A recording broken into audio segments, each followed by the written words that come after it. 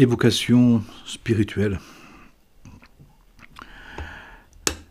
Nous sommes confrontés dans notre vie, à un moment donné, à une part en nous qui n'a pas pu être supprimée et qui n'a pas pu non plus être seulement adoucie, comme une part inatteignable, comme une part qui s'impose à nous, une difficulté, une fragilité, une situation chronique, une difficulté relationnelle, une tendance défectueuse, un complexe, un mal-être, une maladie, un handicap. Et je vois que les personnes, dans notre hyper-narcissisme, dans notre génération du talon, comme on dit, de la plus insensible, la plus éloignée du cœur, mais la plus éloignée aussi de la vérité ou du sens profond des choses, dans le sens ontologique, finalement est très insupporté par ce qui ne peut pas changer, ce qui reste comme ça reste, ce qui reste comme ça veut. Et ça renvoie à chacun et chacune une impuissance qui apparemment dérange énormément.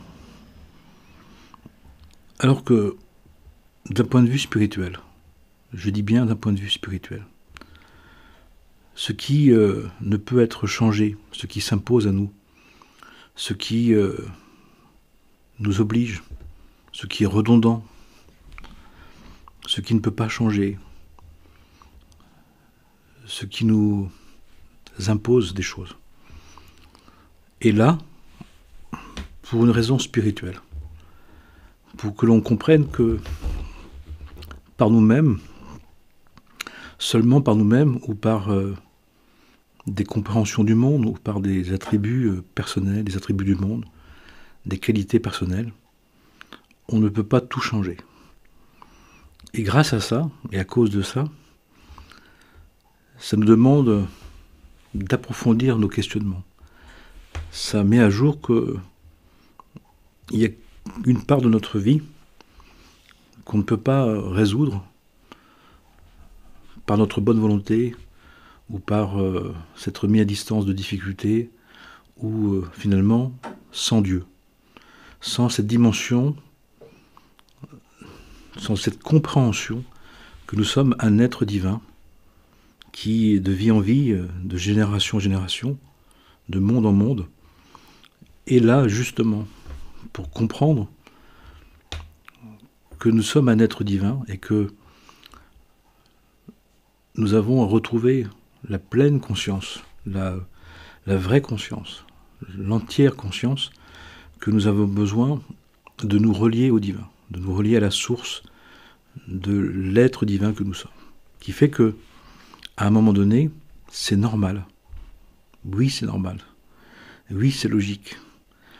Qu'on s'aperçoive que un certain nombre de choses dans notre vie ne puissent pas être supprimées ou être gérées que par notre force, que par notre intention, que par nos moyens qu'on a pu trouver dans différentes techniques psychologiques, psychospirituelles, religieuses, etc., de développement personnel ou autre, psychanalytique, psychothérapeutique, etc., etc. Puisque finalement tout ça, dans la juste compréhension des choses, est juste les acquis antérieurs, les mérites précédents, qui font que ça devient des qualités d'être, des qualités personnelles. Mais ce sont des acquis de notre âme divine, dans des précédentes versions, dans différents modèles, dans différentes incarnations, dans différents mondes, qui nous apparaissent, à juste titre, comme quelque chose qui nous appartiendrait, quelque chose qui serait à nous. Mais ce n'est pas à nous sans Dieu, ce n'est pas à nous sans un travail d'alliance avec le divin. Mais comme ça nous paraît un acquis naturel, normal, on se l'est approprié comme quelque chose qui appartenait finalement naturellement à notre personnalité. Et qui fait qu'on croit que ça nous appartient, et donc comme ça nous appartient, on peut se passer de continuer le travail, d'apprendre les lois divines, de vivre à partir des principes du divin, des vérités spirituelles. On s'est tellement approprié un niveau de vérité, un niveau de réalisation, que cette appropriation est devenue tellement normale, naturelle, que c'est devenu banal, que c'est devenu comme quelque chose qui fait qu'on est capable de quelque chose. Mais on a oublié tout le travail antérieur, tout le travail précédent. On croit que c'est des qualités personnelles. On ne sait plus que ce sont des dons de Dieu, des dons prêtés, des qualités spirituelles mises à disposition. Et quand est-ce qu'à un moment donné, on va s'en rendre compte? C'est quand elles ne vont plus suffire. Quand des événements dans notre vie, des relations dans notre vie, des situations, des circonstances vont revenir, on va achoper, on va bloquer, on va s'enferrer, on va s'enliser dans des situations, dans des relations, dans des comportements. Et là, on va s'apercevoir que finalement, nos qualités d'être, nos acquis, ce qu'on était capable de faire à cet endroit-là, dans cette situation, dans cette relation, redondante, systématique, qui se passe dans différentes parts de notre vie, dans les différents secteurs de notre vie, nous demande de reprendre le chemin, des retrouvailles avec le divin, de revenir vers le divin, de revenir vers la conscience que maintenant nous avons à acquérir d'autres qualités, nous avons à approfondir nos qualités et d'autres. Nous avons à apprendre, à reprendre le travail d'apprentissage. Et étonnamment, quand les personnes s'aperçoivent de ça, la première réaction, c'est une réaction de refus, une réaction d'agacement, une réaction de peine, de haine, et qui amène à la culpabilité, à la dévalorisation. Finalement, à voir qu'on n'était pas suffisant, qu'on a besoin de nouveau d'apprendre, et au lieu de bien le comprendre et de l'accepter et d'en tenir compte, les personnes vont rejouer toute leur histoire de dévalorisation, de manque de reconnaissance, d'incapacité, de difficulté, avec toutes les connotations, les jugements que les personnes peuvent porter, qui est totalement inutile, qui est totalement vaine, qui ne sert à rien. Il y a juste à constater que pour le moment, dans cette circonstance-là, dans cette relation-là, dans cette situation-là, on n'est pas capable pour l'instant. Et donc on doit l'apprendre. Eh bien, apprenons. Et acceptons de nouveau de nous remettre en route, de nous remettre en selle, de redevenir un apprenti pour une vertu, pour une qualité d'être, pour une capacité qu'on n'a pas encore, qu'on n'a pas suffisamment, ou qu'on n'a pas du tout.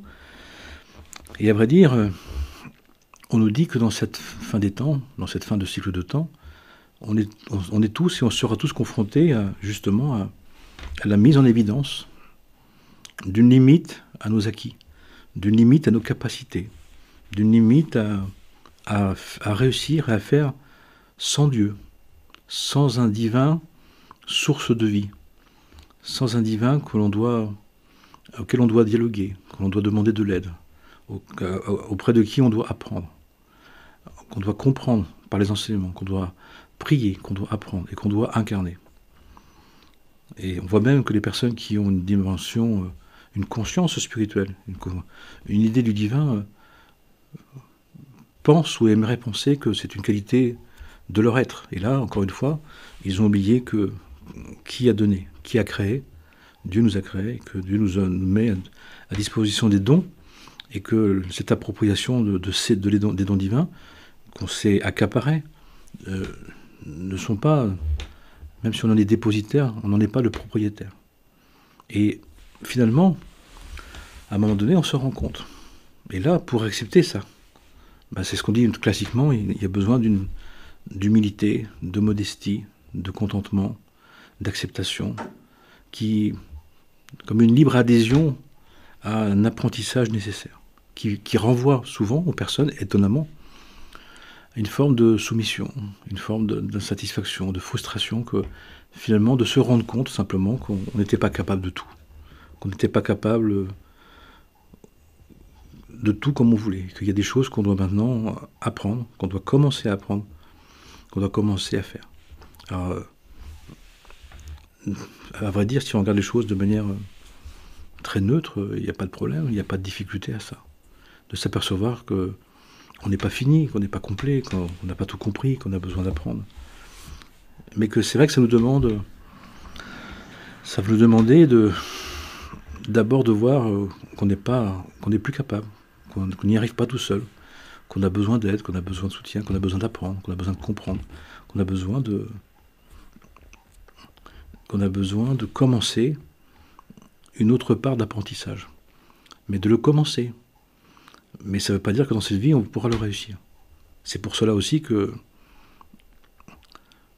tous ceux et celles qui ont laissé croire que l'être divin que nous sommes avait une seule vie, soit terrestre ou une seule vie d'éternité, et qui n'avaient pas la possibilité donc de continuer, de poursuivre, pour s'améliorer, ne peuvent être que paniqués ou être terrifiés à l'idée que à 50, 60, 70 ans, on se rend compte que finalement, il y a toute une part de notre vie qu'on commence à peine à découvrir, qu'on commence à peine à essayer de maîtriser comme un apprenti. Il nécessite de la répétition, du temps, de recommencer, et au fur et à mesure de se perfectionner. C'est pour ça qu'il est impératif de comprendre que nous sommes des êtres illimités et que nous allons vers l'éternité. Et que ce soit dans ce monde ou dans un autre, notre âme, pour se perfectionner, a besoin de répéter, a besoin de revenir, de continuer d'une manière ou d'une autre. Pour se réaliser, pour se réaliser consciemment, il y a besoin de faire volontairement, de manière répétée, de manière régulière, de manière quotidienne. C'est une nécessité. Et le miracle, c'est justement d'avoir le temps que le divin nous donne, un temps illimité, pour nous réussir à devenir des êtres d'éternité, des êtres qui sont capables justement d'accepter d'apprendre toujours et encore, de se remettre à l'ouvrage, d'accepter de recommencer, de repartir, de se renouveler, à la fois dans ce qu'on sait déjà faire, mais aussi dans des domaines et dans des vertus, dans des attitudes qu'on commence et qu'on poursuit, qu'on commence et qu'on recommence. Et il n'y a rien de plus sage et de plus humble et de plus grand que de savoir que nous sommes de fait, à un moment donné, confrontés à des parts en nous qui sont encore en jachère, qui étaient en attente, qui n'étaient pas encore visibles, qui n'étaient pas encore accessibles.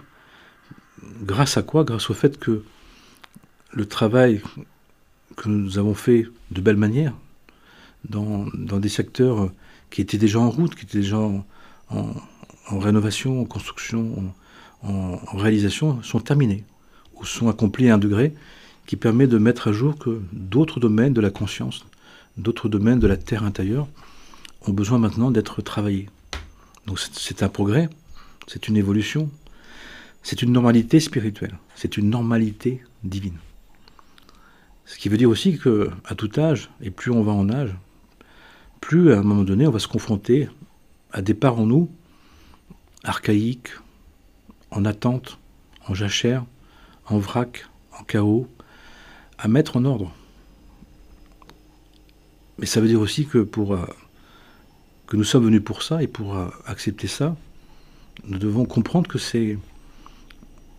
justement, grâce à notre travail, dans ce qui a pu se réaliser, s'accomplir, eh bien, ça a permis de mettre à jour des parts maintenant qui se présentent parce que nous sommes maintenant capables de les vivre. Nous sommes capables de commencer à les vivre. Parce qu'il faut une certaine maturité, il faut une certaine réussite, il faut un certain accomplissement, un peu de bouteille de vie, de temps de vie pour accepter que maintenant, ces parts qui viennent vers nous, qu'on découvre dans un état d'attente, parfois de délabrement, de mise de côté, de désordre, de désastre, ont besoin maintenant d'être pris en compte. La différence, c'est que la maturité, l'expérience, la sérénité, la confiance, le temps a fait que nous pouvons vivre et nous devons vivre ces parts d'une autre manière. Non pas avec la puissance de l'ego quand on est jeune, non pas en imposant, non pas en se suraffirmant, mais dans un travail d'acceptation, un travail de se laisser, de laisser le divin faire. Je dis autrement. Au fur et à mesure, dans le temps, il y a des parts qu'on découvre en nous qui ne peuvent pas être travaillées, résolues, accomplies, comme auparavant, comme on a fait pour d'autres parts. Il y a certaines parts en nous qui peuvent être travaillées, qui peuvent évoluer, qui peuvent s'accomplir en demandant à Dieu de le faire. C'est la raison profonde pourquoi on prie Dieu. C'est la raison profonde pourquoi on étudie les enseignements. C'est la raison profonde pourquoi on médite. C'est la raison profonde pourquoi on apprend à être disciple et serviteur. C'est parce que il y a des parts de notre être, des parts en nous, qui ne peuvent être travaillées, qui ne peuvent être révélées et réveillées et construites, remises en ordre, non plus par notre vouloir, mais par un désir de Dieu, par un appel à la volonté divine. Ce qui fait qu'étonnamment, ces parts qu'on découvre, qu'on n'avait pas vu avant, ces parts qu'on découvre alors qu'on n'est plus aussi puissant qu'avant, aussi intense qu'avant, ont besoin justement qu'on soit devenu moins puissant, moins intense, moins perso, moins égocentrique, moins confiant en soi, pour qu'on puisse justement les travailler à partir d'un désir du divin, d'un désir de la volonté divine, d'un appel à la volonté divine, qui maintenant peut se faire. Tout simplement parce que on ne peut pas le faire par nous-mêmes, et qu'on a besoin de cette volonté divine. Ce qui fait que c'est une normalité, ce qui fait que c'est une progression, c'est une logique de vie, c'est une logique d'incarnation. Mais ça veut dire aussi que notre modèle de prise en compte des événements, de prise en charge des événements, a besoin de changer. Avant, on faisait tout seul, et c'est quand on y arrivait peu ou n'y arrivait pas qu'on pensait éventuellement à prier Dieu. Mais en même temps, en pensant que, ou en essayant d'activer le divin en soi comme étant une qualité personnelle. Et puis, à un moment donné, des événements, parfois c'est un événement récurrent, dans un secteur de vie, dans plusieurs, parfois c'est plusieurs événements, viennent nous mettre dans une situation où toutes nos stratégies, nos compréhensions, nos réussites, nos accomplissements, nos capacités, juste titre, ne sont plus valides, ne sont plus valables, ne peuvent plus de prendre en charge, ne peuvent plus conquérir, ne peuvent plus maîtriser. Et là, il nous reste une carte, il nous reste un joker. Il nous reste ce joker qui s'appelle Dieu. C'est-à-dire de demander au divin d'intervenir. Mais ça veut donc dire que de reconnaître que tout ce dont on était capable, en notre nom, qu'on s'est attribué, était finalement déjà un don divin que nous avions déjà acquis, qui nous paraissait naturel, qui nous paraissait nous appartenir. Mais on voit qu'à un moment donné, que cette limite à ce don divin fait qu'on a besoin de nouveau de renouveler cette alliance, de renouveler cet appel, de renouveler la confiance dans le divin pour nous aider à vivre au milieu de vie, dans un moment où on a commencé à s'apercevoir qu'on était limité, qu'on était empêché, qu'on était bloqué. Maintenant de demander au maître de la vie, au vrai maître de la vie, justement de demander d'intervenir. Mais ça veut dire aussi que l'attitude dans les événements, l'attitude face aux événements, ne peut plus être la même. Ce n'est plus je veux maîtriser selon mes critères les événements, c'est je veux me maîtriser dans les événements en demandant à Dieu de me soutenir, de me donner la force de supporter l'événement, de le supporter le temps qu'il agisse, de le supporter l'événement puisqu'il agit, puisque je lui demande. Mais le divin va agir à sa manière, va agir d'abord dans les causes profondes, va agir d'abord en nous demandant de patienter, d'accepter l'événement, de bien nous tenir dans l'événement, de bien nous contenir dans l'événement. C'est-à-dire de nous défaire, en fin de compte, d'une attitude qui prétendait être capable sans Dieu, ou comme si ça nous appartenait. Et donc parfois, il faut du temps pour nous défaire de ce comportement à la fois d'appropriation mais de toute puissance qui disait « moi je me débrouille tout seul, j'ai pas besoin de Dieu ». Ou alors je lui demande mais il faut qu'il fasse comme ça veut, comme je veux et comme ça doit pour moi.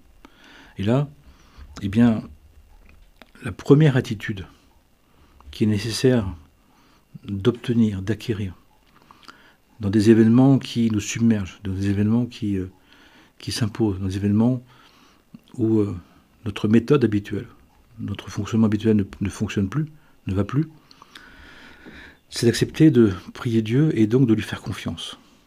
Mais pendant cet appel, cette confiance continuelle, intense, réelle, volontaire, eh bien, nous devons, pendant ce temps-là, au même moment, eh bien, nous défaire de notre manière d'avant de faire.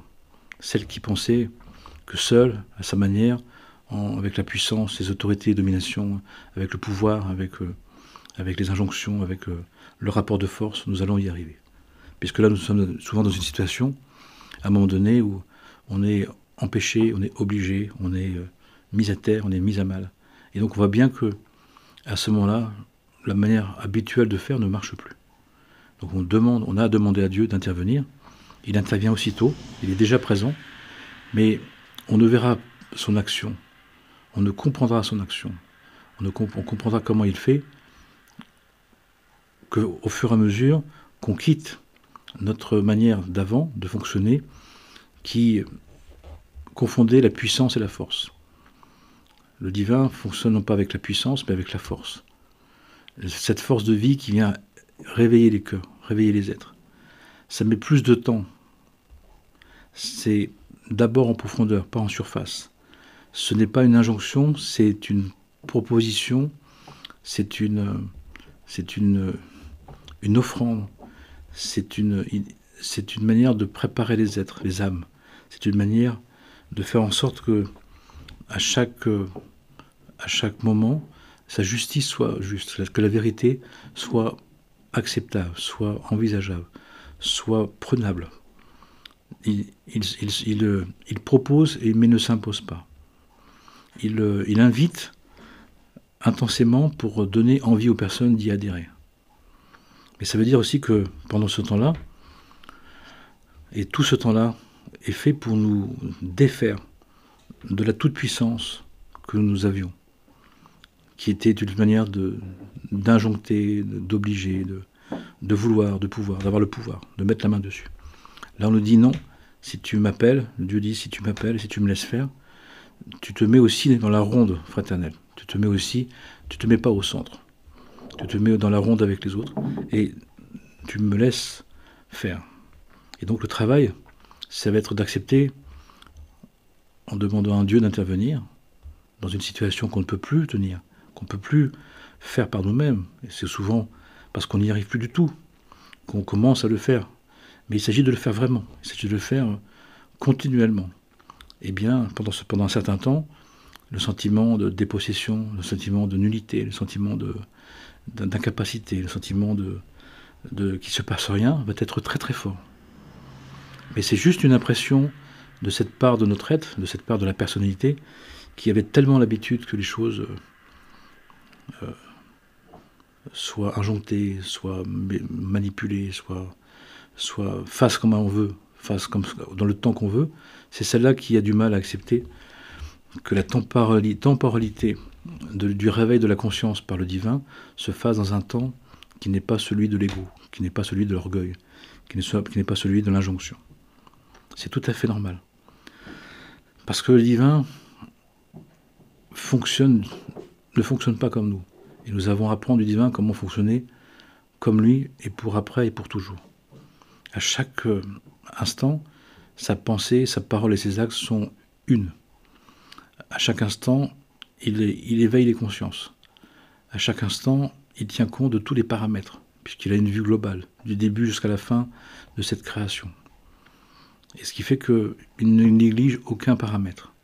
Il est juste, bon et très bon, juste et très juste, dans tous les aspects. Donc c'est un réveil lent, mais c'est un réveil sûr et certain, à chaque pas, sans défaut, sans manquement, sans reprise. Mais ça veut dire que nous devons donc reprendre, grâce à ça, conscience, grâce à ça, que le temps spirituel de l'âme divine, le temps divin de l'âme, de l'être que nous sommes, n'est pas du tout le temps de l'ego, le temps de la personnalité. Donc à ce moment, ça veut dire que nous devons vraiment nous réinscrire, consciemment et volontairement, dans un temps illimité, dans un temps d'éternité, dans un temps infini, pour être sûr que ça s'accomplisse, pour être sûr que ça se fasse. De fait, ça veut dire que dans une situation qu'on n'arrive plus à maîtriser, qu'on subit, qui s'impose, nous devons accepter de demander à Dieu d'intervenir, et lui, il intervient dans un temps très long. Un temps très long, c'est-à-dire qui est beaucoup plus grand, beaucoup plus vaste, beaucoup plus large que la conscience ordinaire qui, elle, veut dans un temps d'ego, c'est-à-dire un temps d'existence, un temps compréhensible, un temps acceptable.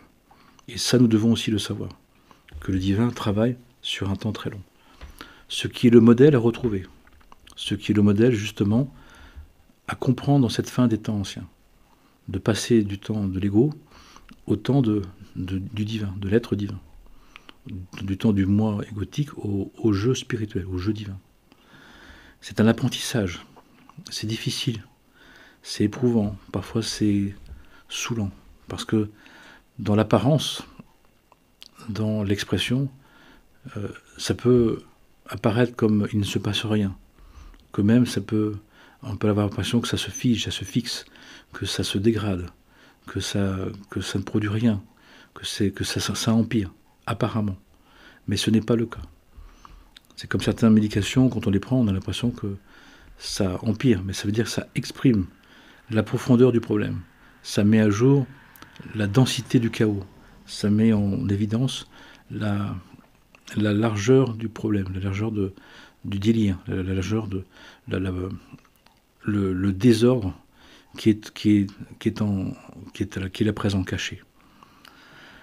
C'est pour ça aussi qu'on parle de confiance en Dieu, et qu'on dit que dans cette génération, dans le temps actuel, nous devons prendre conscience de l'action du divin que nous avons à demander, à réclamer, à souhaiter, à appeler, et pour cela de lui faire confiance. C'est aussi un autre critère important. Je vois des personnes qui demandent à Dieu, mais ils sont pressés. Ils demandent à Dieu, mais ils veulent que ça fasse comme ils veulent. Ils demandent à Dieu, mais ils ont l'impression que ça ne sert à rien. Parce que tout simplement, le divin ne fonctionne pas comme nous. Et nous devons réintégrer au fur et à mesure, justement, cette action divine qui s'assure qu'à chaque inspire, à chaque respire, à chaque moment, la pensée, la parole et les actes, la pensée, le sentiment, la volonté, soient impeccables. Ce qui fait que le divin n'a pas besoin de se précipiter, il est éternel. Il n'a pas besoin de forcer, d'avoir la puissance, puisque c'est la force de vie, qui est infinie, et qui se renouvelle sans cesse d'elle-même. Et nous devons nous inscrire dans cette temporalité-là, dans la temporalité du divin, la temporalité de l'âme divine. Si on comprend un peu ça, si ça nous parle un peu, on comprendra pourquoi des événements viennent nous pousser à bout, nous mettre à terre, nous plaquer au sol, nous mettre dans un coin, nous empêcher de continuer à vivre selon le principe de l'ego, le principe du temps terrestre, du temps certain, du temps réduit, du temps linéaire. Le travail spirituel, c'est un travail avec le temps de conscience, avec le degré de conscience. À chaque instant, le divin étant dans une constance de la conscience infinie et éternelle, fait que il imprègne paisiblement, tranquillement, au fur et à mesure, les êtres, les situations, pour qu'à chaque degré, les choses se fassent définitivement.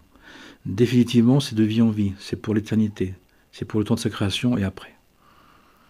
Qui fait que ça veut dire qu'on doit s'inscrire. Il est nécessaire de retrouver une dimension de conscience qui dépasse largement cette expérience de vie, cette vie, ce monde, ces générations. De prendre énormément de temps, un temps d'éternité, un temps d'infini, comme on le considère, comme on le veut, pour se réaliser, pour s'accomplir. Et pour ainsi ne pas s'affliger, ne pas douter, ne pas s'inquiéter. Mais ça veut dire aussi que dans cette vie, un certain nombre de choses qui doivent changer, qui doivent s'améliorer, qui doivent s'ordonnancer, n'apparaîtront pas tout de suite. Et on ne doit pas s'en affliger. On doit rester tranquille avec ça. On doit se laisser modeler, pétrir, animer, réanimer, imprégner par le divin. Dans un temps d'éternité, dans un temps d'infini. Dans une conscience d'éternité, une conscience d'infini. Qui fait que nous ne sommes pas pressés. Qui fait que nous n'avons pas besoin de preuves. Nous n'avons pas besoin que ça se fasse comme on veut. Parce que justement, en voulant que ça se fasse comme on veut, c'est peut-être ou probablement empêcher le processus d'intégration, de réalisation et d'accomplissement de ce qui doit se passer. Donc nous avons à être dans une dimension de confiance, de sérénité, de paix, de cette paix qui n'est pas de ce monde, mais de la paix éternelle, de la paix de l'éternel et de l'infini béni soit-il. De l'éternel béni soit-elle, de l'infini béni soit-il. Qui fait que il y a dans cette dimension du temps éternel, dans cette dimension, dans cette certitude de l'accomplissement infini, impératif, qui ne peut pas être loupé, dans un temps d'accomplissement absolu, garanti, c'est là où nous pouvons trouver une paix, nous pouvons trouver une joie, nous pouvons trouver une tranquillité, nous pouvons trouver une certitude qui fait que tous les événements passagers, surtout les événements qui s'imposent et qui nous apparaissent comme et qui font qu'on se sent incapable de les changer, qu'on doit faire avec, ça nous permet justement de ne pas les subir, mais de dire le divin s'en occupe très bien. Il sait très bien ce qu'il fait. Et notre travail à ce moment-là, le travail spirituel, le seul travail spirituel qui reste, c'est de faire confiance à Dieu et de continuer à lui faire confiance. C'est-à-dire, de manière simple, de veiller et prier sans cesse. De dire au divin, à chaque pas, à chaque pensée, à chaque respiration, à chaque instant, Seigneur Dieu, je remets ma vie entre tes mains. Toi, je sais que tu agis. Je te demande d'agir. Je te demande de conduire ma vie vers l'éternité. Et que cette illimité que nous portons s'inscrive dans l'éternité, grâce à sa seule et unique volonté, qui fait qu'il n'y a plus d'impatience, qu'il n'y a plus d'empressement, que chaque instant devient justement un espace d'éternité, un espace de complétude, un espace d'entièreté. Et ça dépend de nous. Cette conscience à avoir, à conserver, à dynamiser, à vouloir, à tenir, à garder et à entretenir nous appartient. Et c'est tout le travail d'intériorité, c'est tout le travail de vigilance consciente, c'est tout le travail de conscience volontaire, d'adhésion libre à ce renouvellement par l'Esprit Saint, l'Esprit de Dieu, la vie, le vivant, qui nous conduit certainement vers le but de notre vie, le but de la vie, le but de cette création, qui dépasse cette vie, qui dépasse largement cette existence. Mais ça veut dire aussi que dans cette existence temporaire, limitée de quelques dizaines d'années, on verra très peu de ce que l'on sait de nous, de ce que l'on perçoit de nous, de ce que l'on veut de nous, de ce que l'on sait de l'humanité, de ce que l'on sait de ce qu'on peut être. Et il n'y a rien de grave. Ce n'est rien de grave. Ce n'est rien une difficulté. C'est en tout une tranquillité, basée par une certitude évidente que nous sommes en train de nous accomplir et que nous voulons nous accomplir dans le temps du divin, dans la respiration du divin, dans l'inspiration de sa présence, qui fait que chaque pas, chaque accomplissement même d'un millimètre est pour l'éternité, est un accomplissement absolu, entier, définitif, sur lequel on ne reviendra pas. Ça veut dire aussi, par souvenir, ça veut dire aussi que, ça signifie aussi que beaucoup de choses que nous avons fait avec notre personnalité, que nous avons répété avec beaucoup de puissance, avec beaucoup d'énergie, beaucoup d'impatience, beaucoup d'implication, beaucoup de tension, finalement, a produit peu d'effets, a accompli peu de choses, a été beaucoup d'énergie pour peu de résultats, a été beaucoup de brassage, a été beaucoup d'emportement, beaucoup d'émotions, de tensions, d'agitation, pour peu de complétude, pour peu d'éternité, pour peu d'infini. Et quand on se rend compte de ça, quand on accepte de se rendre compte de ça, quand on accepte de le vivre, de le voir, de le vivre et d'en tenir compte, on comprend que finalement, cette première étape d'appropriation par notre personnalité, au point de penser que ça nous appartenait et que ça n'appartenait même pas à la vie ou au divin, mais à nous, et finalement, n'a été qu'un leurre, n'a fait qu'une toute petite partie du travail spirituel.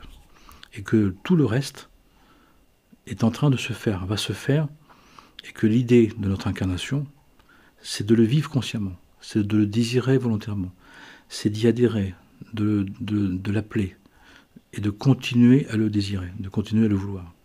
Et donc, à partir de là, d'accepter de vivre les événements dans la conscience que la volonté divine est en train de gérer parfaitement les choses.